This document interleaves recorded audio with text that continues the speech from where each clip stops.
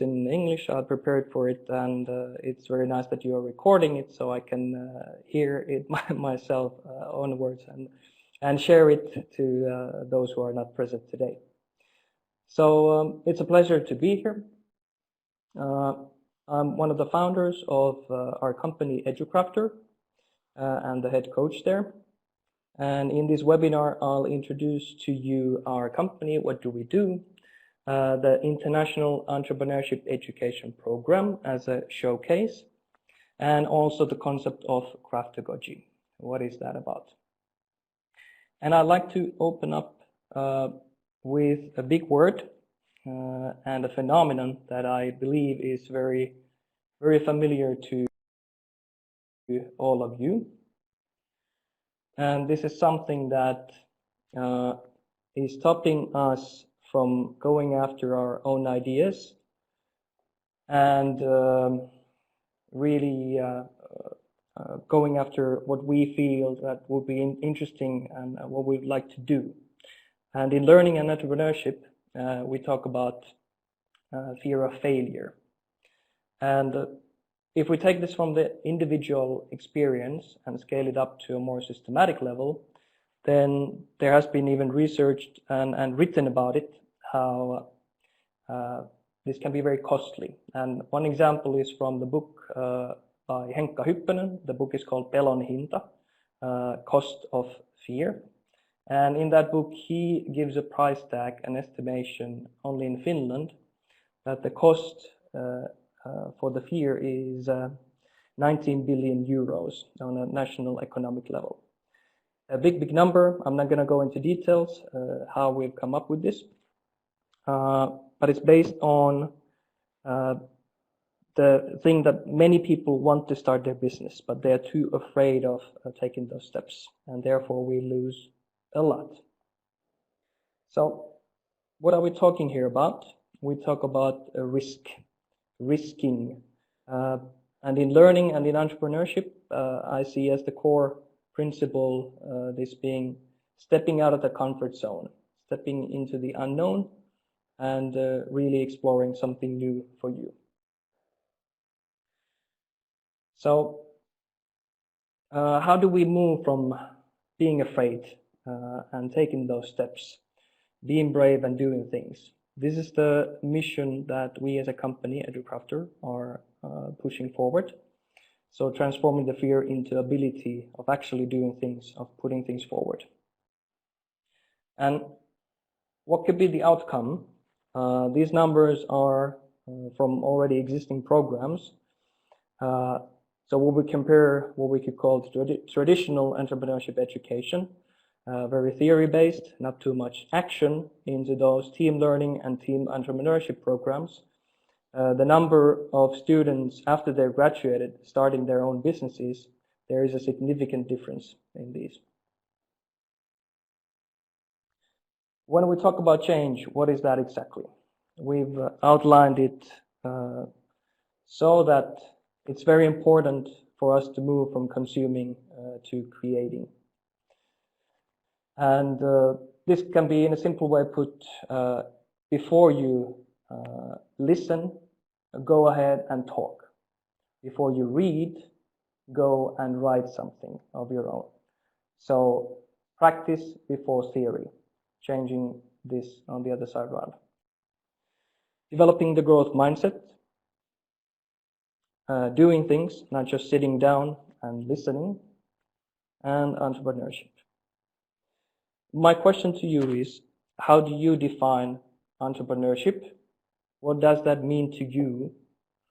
What is your approach to entrepreneurship? And we can come back to this after this session of mine. I'm checking here, something is bouncing. Okay. All right, everything seems to be going well.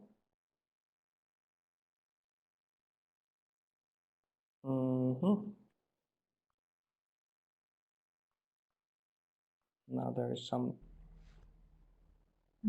Did we get lost? Okay.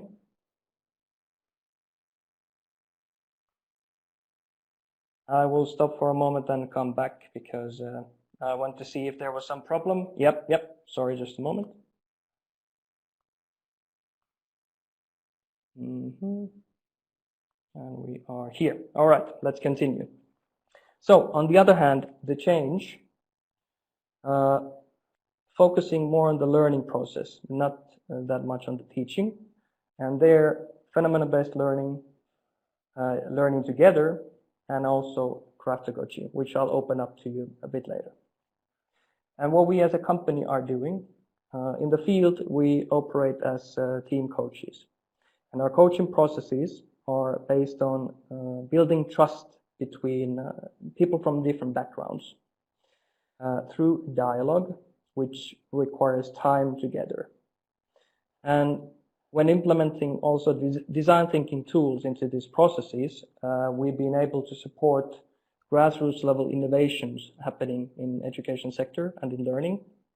And as a bigger outcome, helping individuals, teams, and organizations to find and clarify their purpose. So who they are and why they are. And therefore creating value to their learners and their customers. Supporting their ongoing learning. And when combining all of this, we call it the evolution of education, which is the small, gradual progress or development that is very hard to see in the everyday, but is still happening. So more precisely, our process is do, notice, reflect, plan new action. And here you can see that in our view, the learning starts from doing. After which we notice what happened there, we reflect on it, and take the next steps further. And it's an iterative process, so we repeat this again and again and again. We've been doing this, designed different programs for it, and starting from half-day workshops, inspiring the people to come together, experiment, and starting the change and learning process. Continuing with a one-day EduJam, where we combine team learning and design thinking. Going on to two-day hackathon, where teams put together their prototypes from their ideas. And continuing with long-term change and learning programs, phenomenal teams, active learning laboratory, and incubator program. In the middle, ecosystem level support, and EIH stands for Education Innovation Hub. We are currently developing that in Helsinki together with partners and different stakeholders. Individual schools, companies, foundations, and also government bodies that we've worked with so far in Finland and internationally. The founding members from different backgrounds and from different parts of the world. And recently we've teamed up with similar-minded people who are, one could say, as crazy as we are in taking the steps forward and doing something together. And with these partners from Finland, Estonia, and Denmark, we've been developing a program called International Entrepreneurship Education. Now, this is a project co-funded by Erasmus+, and its outcome is a one-year entrepreneurship education program, which is an alternative to the existing ones. And it could be applied as a bridge builder when a student is moving from one education level to the next and don't know exactly who am I, what should I go after, what is my next step. And this program is helping giving the answers to these young people. It started from big questions, what is the future of education, but we've taken a very hands-on and grassroots level approach to it. And at the moment, we are testing this program in Denmark, small village called Asnes, about 1 hour from Copenhagen, where we have a boarding school setting. This program is really about inviting young people from all over the world to come together And we start from their own interests. So what are they looking for to their lives? What are they interested about to learn more and develop in them and to someone else? So helping them finding who they are, what's my purpose, and developing the mindset to continue. This is very much the beginning of our program. Here you see an outline of a pilot program that we've defined for this spring. It's a 5-month incubator program. And the first part focusing on the personal power and entrepreneurial mindset. And through these weekly iterations, they develop their self-awareness, but they also come to know each other, who is the person next to me learning there. And later on, they'll find similar interests or topics that they can come around as teams. And we will enter the next phase, which is team processes. Firstly, in an EduJam, supporting these teams to create concepts from their ideas and taking these concepts to an EduHack, which is a longer process and where they can meet students from outside the program as well. So after this, we have a team, we have the first prototype. What to do next? This is a question for every entrepreneur as well. And in this program, we are supporting these teams to think of how can we find resources to continue with what we have. And we do this by using different kind of tools and outside expertise.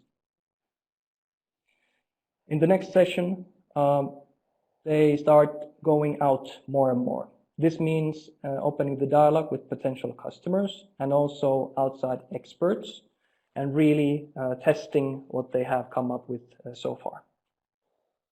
And in the final phase, it's basically the launch of what they have developed, either a project or a product. So really getting it out to the world and see whether it can fly or not. Program ends with a show and tell, a final event, which is an open event where we'll invite different stakeholders, partners, possibly even investors who could be potentially interested in what the teams have come up with. Afterwards, we don't really know what will happen, where the road will take these young people, but we sure want to support them in their journey. And it might be that they land somewhere nearby, or they sail away across the seas far, far away to global markets and possibly even create global impact, which would be quite awesome as a result. So here was an example, a showcase of an entrepreneurship program that is based on the concept of Craftogogy. Now, what is this about? Craftogogy is a combination of different processes. So we've combined their team learning, phenomenon-based learning, and self-aligned learning. Now, what I was describing before, the question is of who am I? And really exploring what do I have within me? What are the things that I'm really interested about?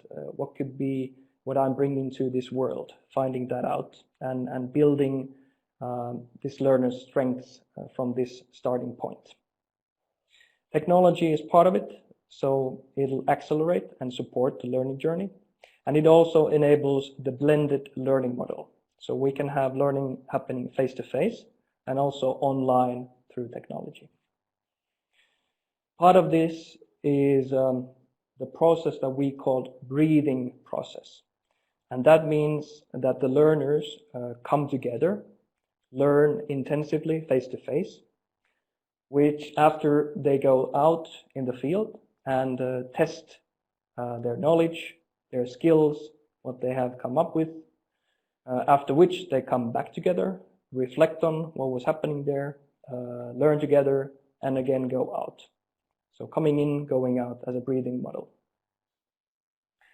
And on top of this, we've engaged researchers to observe and create data collection of these processes, which is something that is connected to Craftogogy, the scientific layer.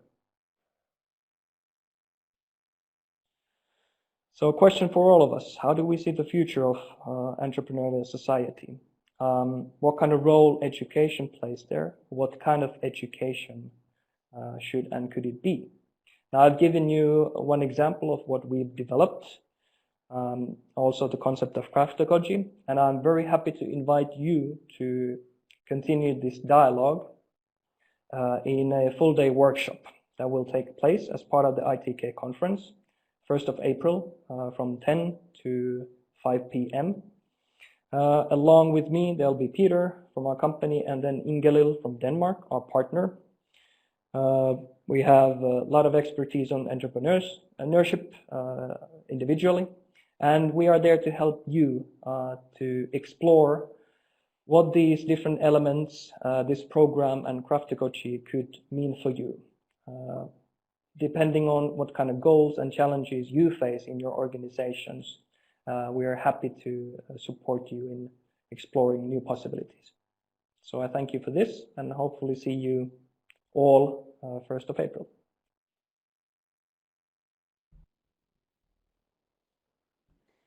Excellent, thank you, Juhani. We have at least one question already from Pia. Others, you may also ask questions through the chat field and also in Finnish, if that feels more comfortable. But Pia mentions that the program seems great as a model. Could you share some success stories about the teams?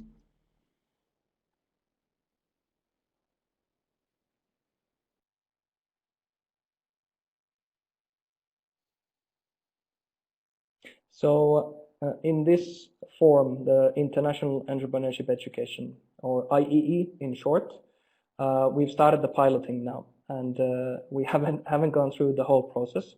So in this sense, it's a bit too early to give you the results at the moment. However, the bits and pieces, the parts of this program, we've been testing or running through. All these partners, us, Educraftor, Vita team in Estonia, and I am trading in Denmark on our sort of separate work. And for example, our experience from the educational hackathons is very supporting when it comes to teachers, for example, experiencing a new kind of role when it comes to supporting their students' learning process.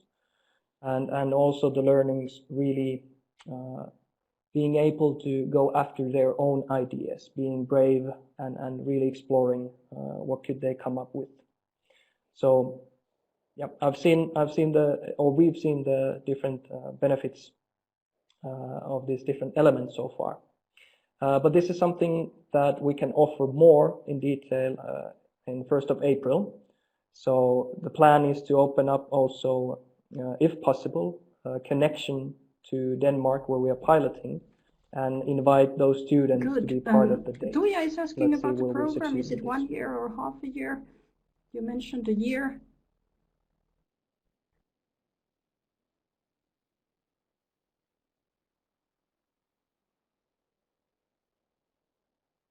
Yes. So the outcome, we will create a guidebook about the program, and it is designed to be a 1-year program. It's also designed to be modular. So when we think of different schools, educational institutions, it might be that 1 year is not needed.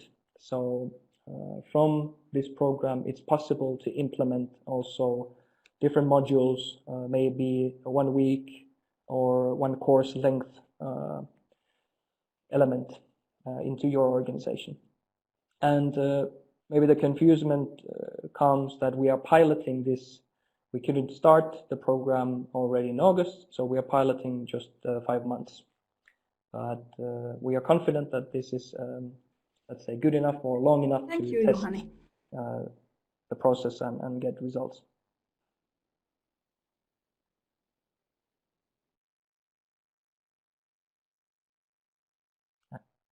Jorma is still asking, will they become, or will there be many entrepreneurs? Everybody, some rare. That is a good question. So As I showed you the statistics, this kind of approach, when we talk about team learning and team entrepreneurship, has proven to be, let's say, more efficient, or as an outcome, we've seen more entrepreneurs actually starting after these programs. It's been on the bachelor's level so far. So we are expecting this to happen as well. That not everybody, but somewhere there, one fourth or even half of them could at least start. And then, of course, it's another journey when you start as an entrepreneur. First 3 years is